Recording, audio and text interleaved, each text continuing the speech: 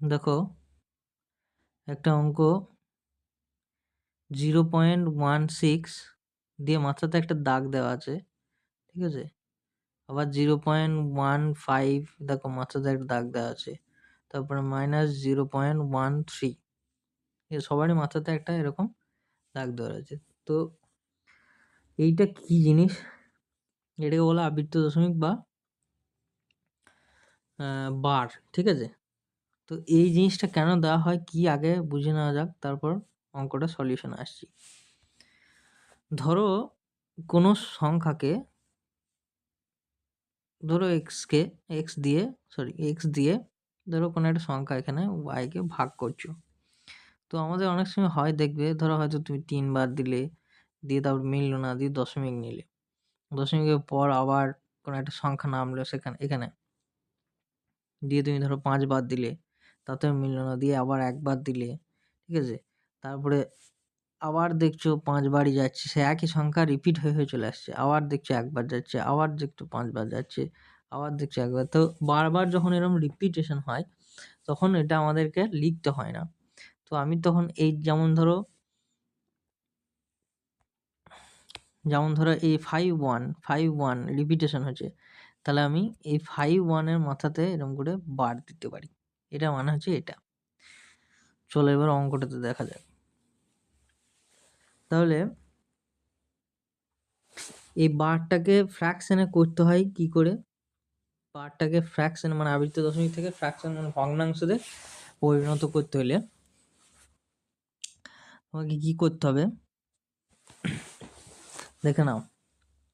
এই যে সংখ্যাটা আছে সেটা লিখবো, 16 লিখলাম, ঠিক আছে? যে সংখ্যাটার উপরে বার নাই মানে আবৃত্ত দশমিক নাই সেটাকে মাইনাস করতে হবে। 1 মাইনাস করলাম, বাই দিতে হবে। নিচেতে জটা সংখ্যার উপরে বার আছে, তো 6, একটা সংখ্যার উপর বার আছে, তাহলে একটা 9। আর জটা সংখ্যার উপর বার নাই তো ওটা 0, তার মানে একটার উপরে বার নাই, একটা 0, ঠিক আছে? এটা এরকম হলো। সেম টু সেম তোমার এটাকে ওরকম করে কনভার্ট করো, তাহলে 15 থেকে 1 বাদ, নিচেতে সেম 90 হবে। আবার এটাও তাই,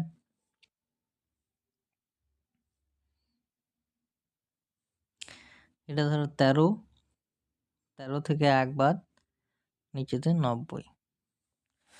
তাহলে এবার হিসাব করে দেখো কত হচ্ছে।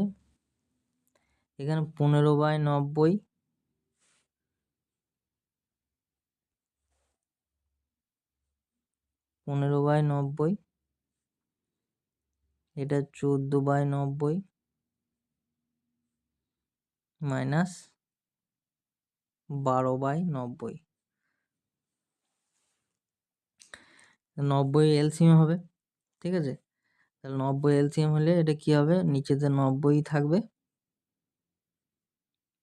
আর এটা এই দুটোকে যোগ করে মাইনাস করলে তোমরা এটা ক্যালকুলেট করে নেবে, তাহলে দেখবে এখানে 70 আসবে। মানে 15 আর 14 29, 29 মাইনাস 12 মানে 17।